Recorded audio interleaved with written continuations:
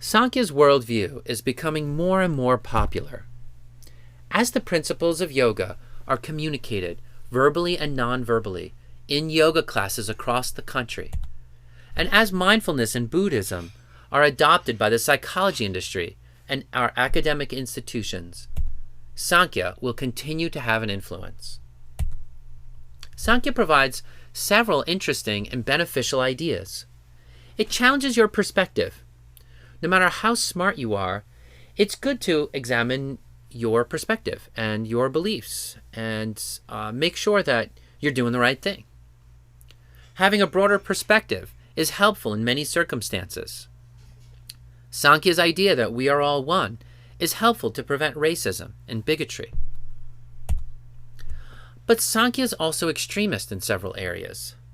It excludes the body and even the mind from the true self. It denies the possibility of anything being true.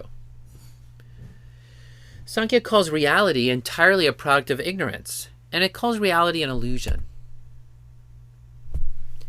Sankhya tries to eliminate all desire and embrace nothingness, and it even advocates for escaping the cycle of birth and death, which is the basic cycle of life.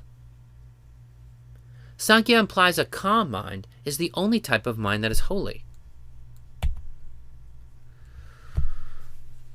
Well, perspective is great, but there's more to life than perspective. There's also living it. And what do you think about truth? Is truth found by looking inward, as Sankhya suggests?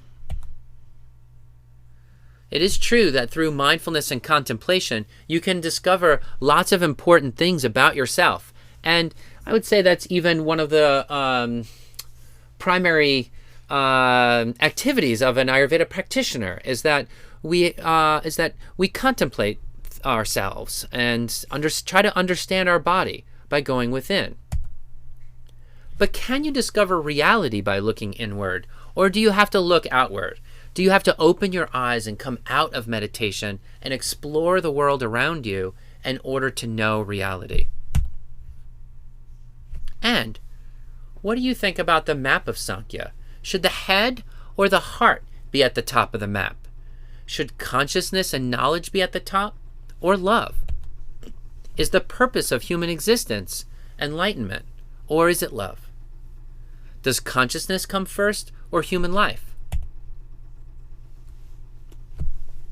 In your idea of spiritual advancement, or your map of spiritual advancement, what's at the top?